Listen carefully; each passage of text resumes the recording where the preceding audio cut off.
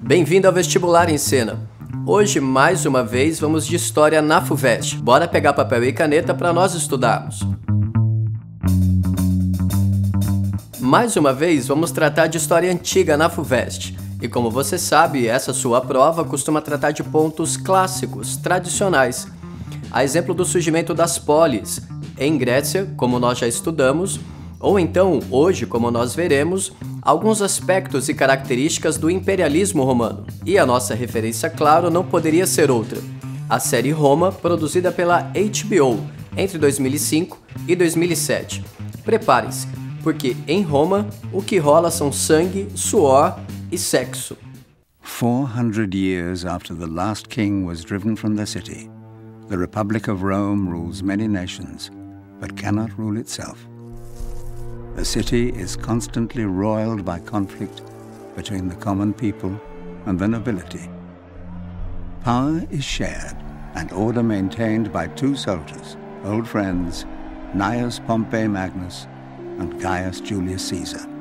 Once, Pompey was acknowledged by all to be the greater man, but for the last 8 years, while Pompey has kept the peace in Rome, Caesar has waged a war of conquest in Gaul that has made him ever more rich and popular. The balance of power is shifting, and the nobility have grown fearful.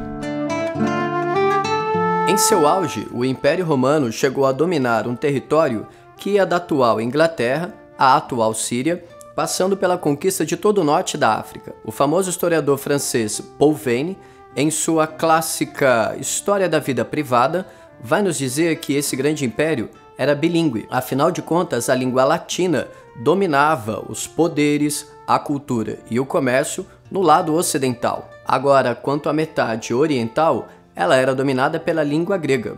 Afinal de contas, você deve se lembrar que é o Império Romano quem se heleniza e depois se cristianiza à medida que avança para o Oriente. Bem, vamos aos números para nós termos uma ideia da imensidão do Império Romano.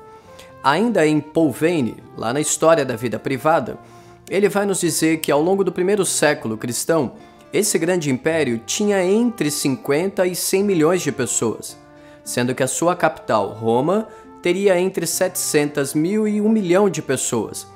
Dessas, 10 a 20% seriam escravas. Para se ter uma ideia da geopolítica do império, as viagens terrestres poderiam oscilar entre 30 a 60 quilômetros por dia, exceto para os correios, que seriam capazes de alcançar até 150 km. Agora, nos mares, se você pegasse um vento favorável, você iria de Roma à Síria facilmente em 15 dias. Agora, se a tua pergunta é como é que o Império Romano construiu essa máquina tão eficiente, saca só a reconstituição que a série da HBO nos faz do grande motor da civilização romana, a sua guerra.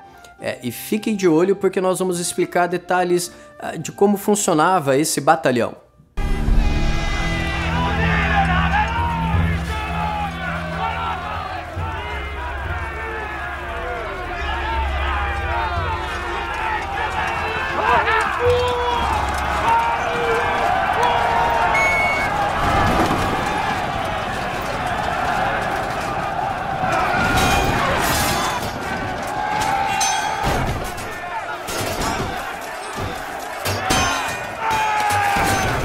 Agora fiquem atentos porque o centurião no comando da batalha, ele além de apitar, gira o seu capacete para que os homens descansados venham à frente para impor a derrota ao inimigo.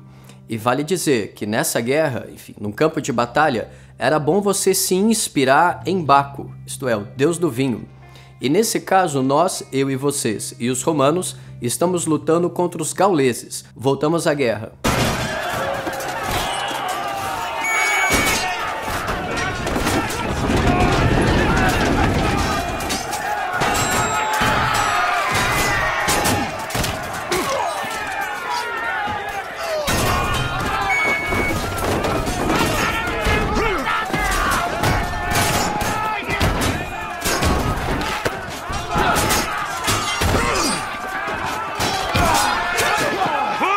Formation!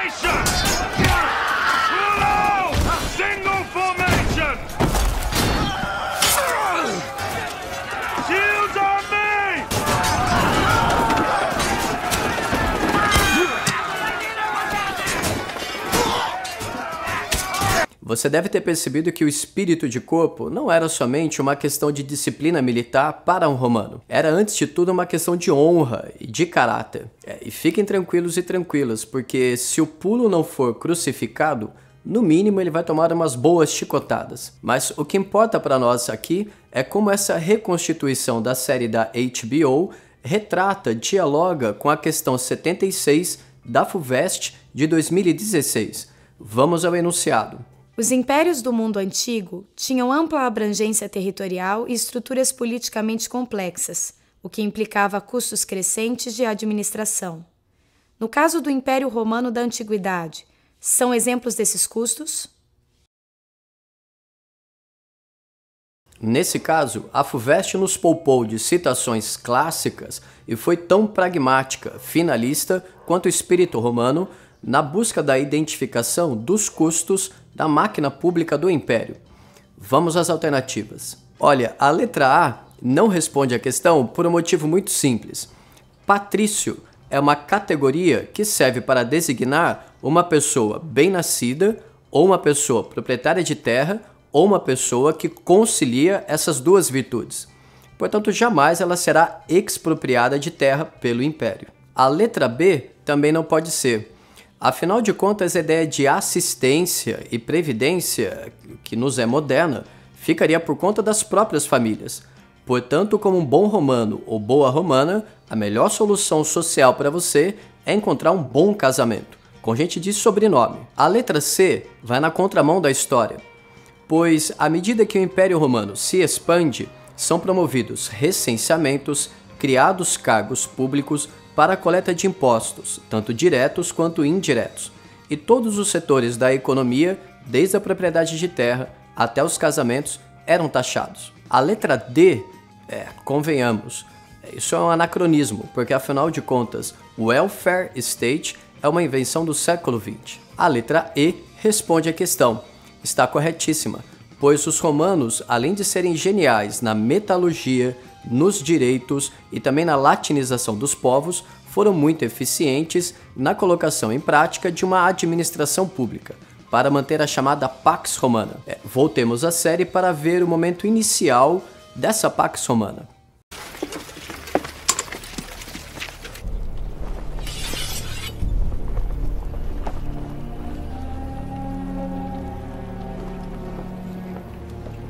Before you, Vercingetorix, son of Celtil, chieftain of the tribe of the Averni, commander of the rebel stronghold of Alesia, king of all the Gauls. What would you have of him?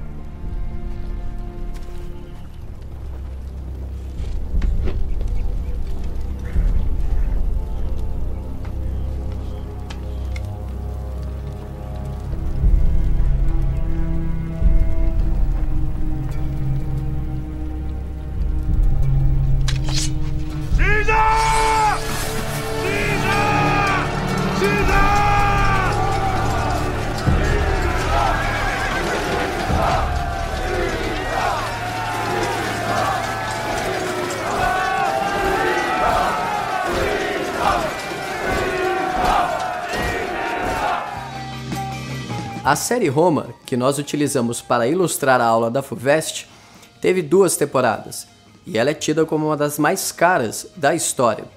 E sim, vale a pena ser vista, pois ali você encontra a reconstituição do assassinato do Júlio César e momentos de requinte das relações entre Marco Antônio e Cleópatra. E é claro, além disso você vai ter uma excelente ideia da paisagem urbana e social do Império Romano. Bem, esperamos que vocês tenham conhecido um pouco mais do perfil da prova de História da FUVEST de 2016 e de quebra também um pouco do espírito romano. Continue nos acompanhando, mande suas dúvidas, críticas e sugestões. Abraços fortes e até a próxima!